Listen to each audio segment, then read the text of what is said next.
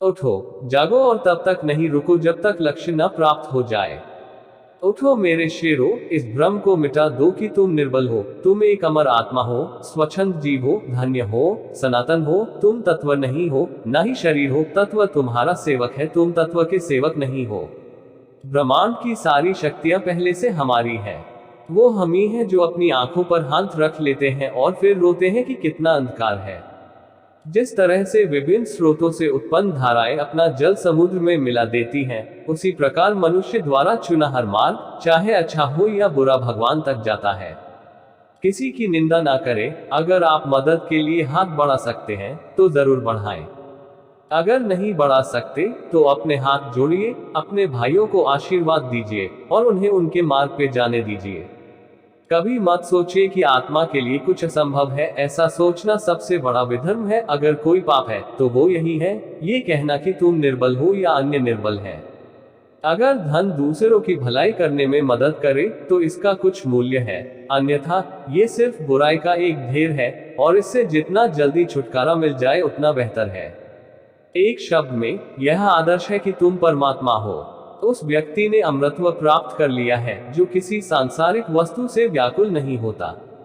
हम वो हैं जो हमें हमारी सोच ने बनाया है, इसलिए इस बात का ध्यान रखिए कि आप क्या सोचते हैं। शब्द गौण है, विचार रहते हैं, वे दूर तक यात्रा करते हैं। जब तक आप खुद पे विश्वास नहीं करते तब तक आप भगवान पे विश्वास नहीं कर सकते। सत्य को हजार तरीकों से बताया जा सकता है, फिर भी हर एक सत्य ही होगा।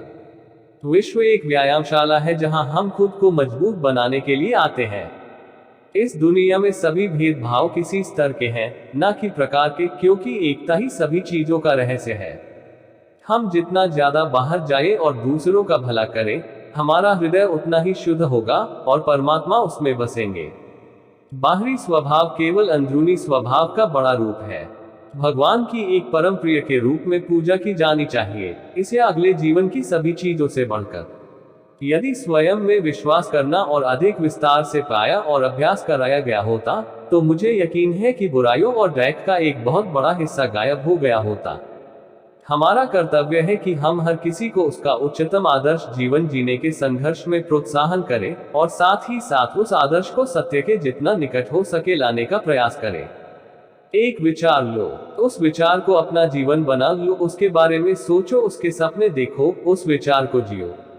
अपने मस्तिष्क, मांसपेशियों, नसों, शरीर के हर हिस्से को उस विचार में डूब जाने दो और बाकी सभी विचार को किनारे रख दो। यही सफल होने का तरीका है। जिस क्षण मैंने यह जान लिया कि भगवान हर एक मानव शरीर रूपी मंदिर में विराजमान है, जिस क्षण मैं हर व्यक्ति के सामने श्रद्धा से खड़ा हो गया और उसके भीतर भगवान को देखने लगा, उसी क्षण मैं बंधनों से मुक्त हूँ। हर वो चीज जो बांधती है नष्ट हो गई और मैं स्वतंत्र हूँ। वेदांत कोई पाप नहीं जानता, वो केवल त्रुटि जानता है और वेदांत कहता है कि सबसे बड़ी त्रुटि यह कहना है कि तुम कमजोर हो, तुम पापी हो, एक तुच्छ प्राणी हो और तुम्हारे पास कोई शक्ति नहीं है और तुम ये वो नहीं कर सकते।